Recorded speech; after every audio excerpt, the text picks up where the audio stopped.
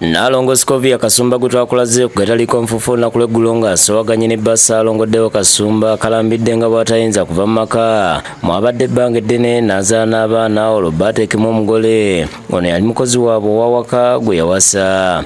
Bajje mmanyi we yampasiza we twagatibwa we nnali kati bwe njagala okubeera. Emboozi y'abantu twasoose okugikulaga eggulo Nalongo bwe yaddukidde ku poliisi emutaase ku bba eyazze ne bakanyama abaafulumizza ebintu bye byonna ng'abasirikale be baagamuzizzaamu. Nalongo wetusinkanye Nansana waakolera yeebaza poliisi olw'okusikira mu bwangu n'emuzza mu maka ge. Nawulidde essanyu ne mpulira nga ddala bukedde obutuufu ebeewo kubanga ne poliisi eno eyannyambyeko obutuufu mbeebaza. Agamba nti Nalongo abadde yamusulawo okumala emyaka 5 awatali kumuwayadde ekintu ng'olwabadde okudda kwe kufulumya ebintu by'enkati yeeraliikiridde okumutuusaako obulabe.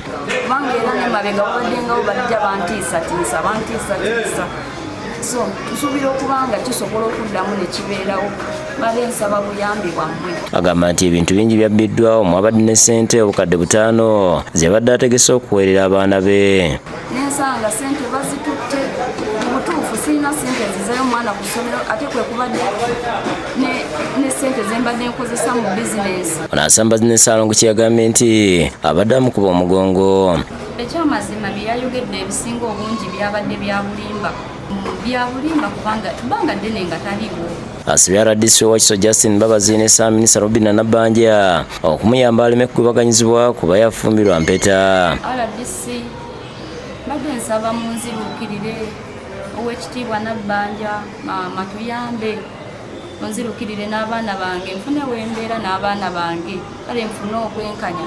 Ono era yeekokkola ejjoogo lya bba eryamutuusa okumuggyako omwana we omuto n'amutwalira omukozi w'awaka. Kati omwana wange n'essawa ya leero tebanzikiriza mmulaba era yamulina omuto asembayo naye bano abasatu abakulu bombalina. So mbadde nsaba bannyambeko n'omwana wange nsobole ng'omulabako. Kyokka Nalongo Kasumba yategeeza nti ekyamuganzisa omukozi ye mukazi we okumukubanga omugongo. Oyo agadde ng'olwana bulwanyi ye lwawulidde lwagize lwayagala bakola lwajja. Yategeeza nti amaka Nalongo mwali g'abaana b'abakulu nga baasazeewo okugatunda era nti Nalongo yabadde ategese kumutwala mu nnyumba endala gye yazimba. Nina amaka 2 Masuuliita ne Gayaza. Abakulembeze b'ekitundu okuli Mmeeya wa Nansana Division Joseph Matovu Nalongo agamba nti obutabanguko mu maka businze okuva ku bwavu obwenzi n'amasimu. Ne bamala obudde nga bali ku social media kwe balabira ne bebalowooza nti basinga be balina ewaka olwo nakyo ne kireeta obuzibu obusinga.